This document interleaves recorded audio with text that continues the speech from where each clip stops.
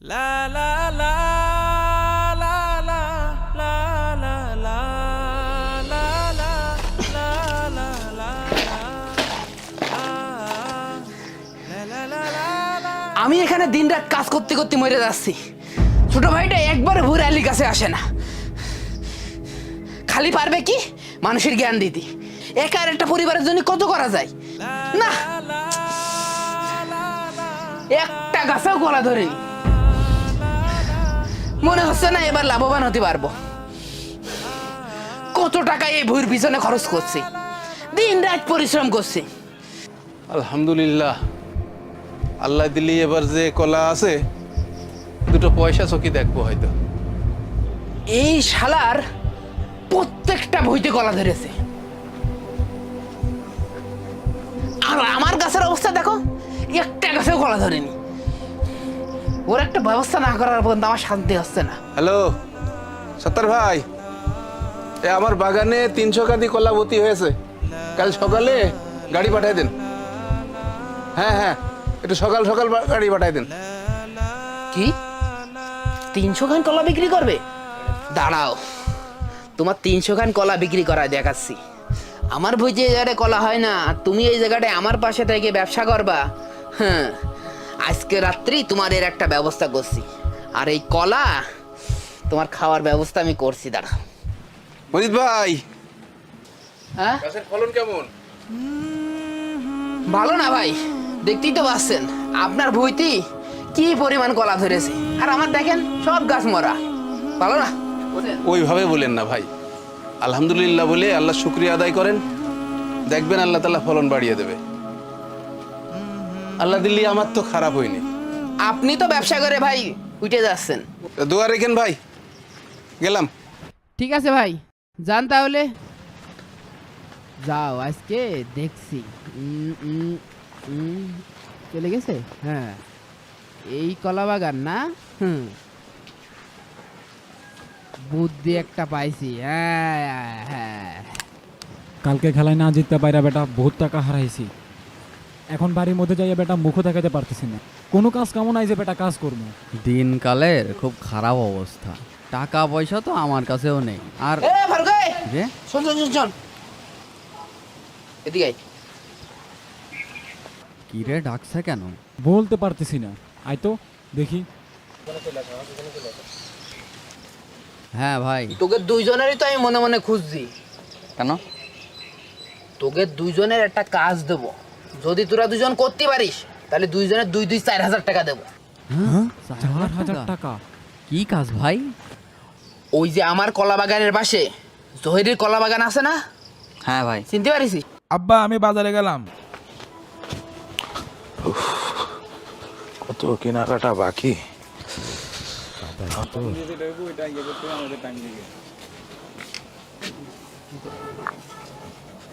ওই যে আমার কলা বাগানের পাশে জহিরের কলা বাগান আছে না?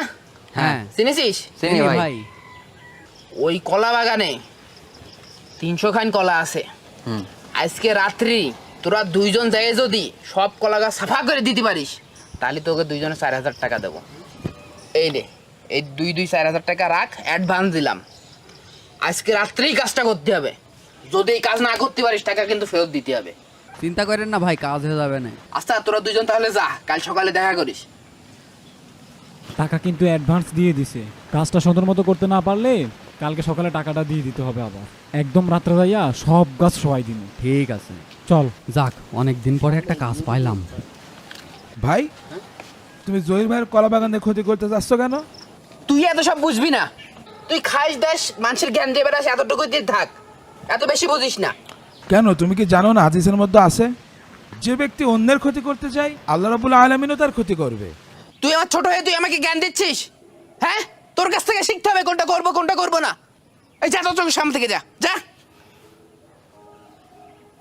2 টাকা আয় করার মুরুদ নেই, জ্ঞান দেওয়ার সময় তো সবসময় জ্ঞান দিতে পারিস। বুঝতে চাই না তো আমারই কাজ করা লাগে, দিন রাত আমারই কাজ করা লাগে। ইনাদের বলে লাভ নেই, ইনারা কখনোই শুধরাবে না।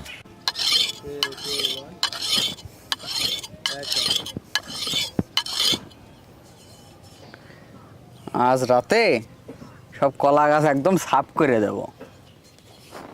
তুই সন্ধ্যার পর চলে আসিস। আমি সন্ধ্যার পর চলে আসবানে, তুই আগে আমার টাকাটা দে।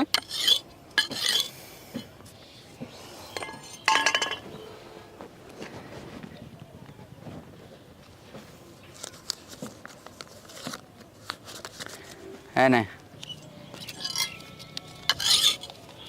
কিরে এখানে তো 1500 টাকা, বাকি 500 টাকা? সন্ধ্যায় আয় দিবা নাই। না ভাই, তোর দিয়ে বিশ্বাস নেই, তুই এর আগেও আমার অনেক টাকা মেরেছিস। কাজটা কে পাইছে? আমি। টাকার ব্যাপারটা আমি ঠিক করলাম, আমি তো ভাগে একটু বেশি পাবোই। তাই বলে 500? না, তা হবে না, তুই আমার টাকা দে। তুই যদি আর একটা কথা বলিস, ওই 1500 টাকাও কিন্তু আর পাবি না। এনে ধর। রাগ দেখাচ্ছে। দেখ আশেপাশে কেউ আছে কিনা, থাকলে কিন্তু সমস্যা হয়ে যাবে।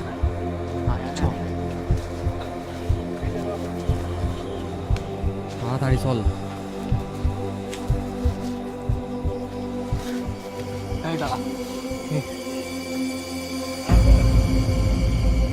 এটাই তো মনে হচ্ছে জহিরের কলা বাগান। চল, তুই ওই সাইড থেকে শুরু কর, আমি এই পাশ থেকে দেখছি। এই দাঁড়া, এটা জহিরের কলা বাগান না, ওই যে দেখ, ওইটা হচ্ছে জহিরের কলা বাগান। এই, তুই আমার থেকে বেশি বুঝিস, যা বললাম তাই কর।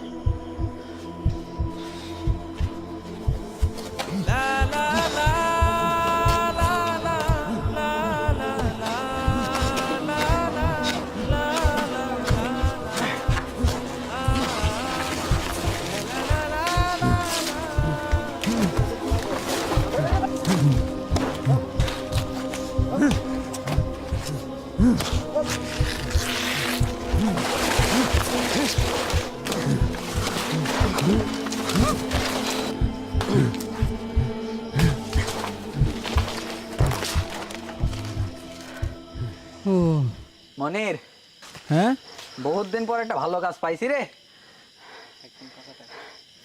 এরম কাজ যদি দৈনিক পারতাম, একদম কাঁচা টাকা। ভালোই লাগছে কাজটা করে, নগদে টাকাও পালাম, কাজটাও হয়ে গেল। এই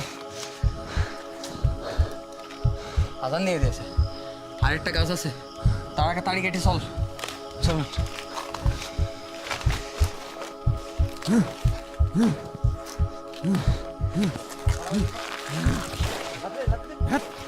চল তাড়াতাড়ি চল।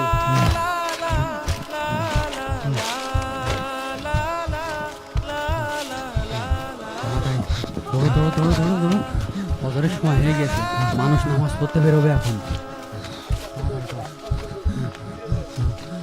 চল চল চল, দৌড় দৌড় দে।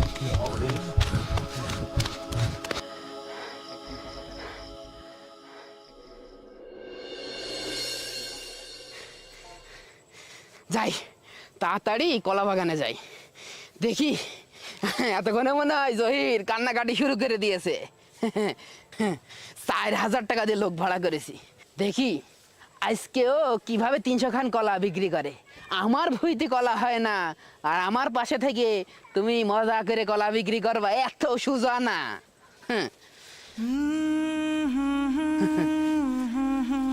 দেখি জহির কলা বাগানে তো সবগুলো গাছই ঠিক আছে। ওরা যে বললো রাত্রেই সব কাজটি হয়ে যাবে, তাহলে ওরা কার কলা গাছ কাটলো? ওরা আমার কলা গাছ কেটে ফেললো না তো?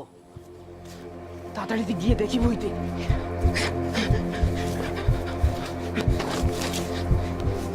এ কি কলা বাগানের এই অবস্থা কেন? হ্যাঁ?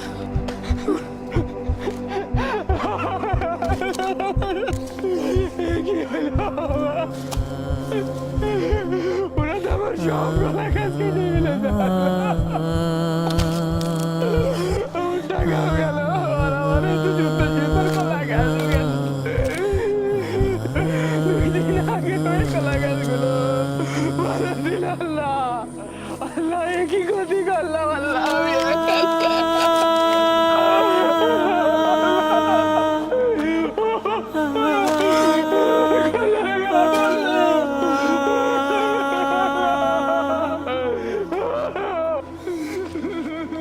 মজিদ ভাই, এ কি হলো আপনার? আপনার কলা বাগানের এই অবস্থা কেন? আমি হিংসা করে ভাই, আমি আপনার ক্ষতি করতে চাইনি, আমি আমার নিজের ক্ষতি করে ফেলিস ভাই। আমার বাপ কেটে যাবে ভাই, আমি আমার বাপ কেনা ভাই, আমার বাপ কেনা ভাই। শোনো ভাই, কখনো অন্যের ক্ষতি করতে যেও না। অন্যের ক্ষতি করতে গেলেই সেই ক্ষতিতে নিজেই পড়বা। আর এই কাটা বাগানে বসে থেকে কি হবে? আল্লাহর পরে ভরসা করে আবার কাজ শুরু করো।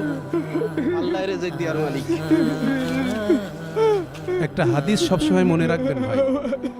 রাসূলুল্লাহ সাল্লাল্লাহু আলাইহি ওয়াসাল্লাম বলেন, যে ব্যক্তি কোনো মুমিনের ক্ষতি সাধন করে বা তার বিরুদ্ধে ষড়যন্ত্র করে সে অভিশপ্ত। শুধু এটাই নয়, যে অন্যের ক্ষতি করে আল্লাহ তার ক্ষতি করেন, এবং যে অন্যের শত্রুতা করে আল্লাহ তাকে শাস্তি দেন।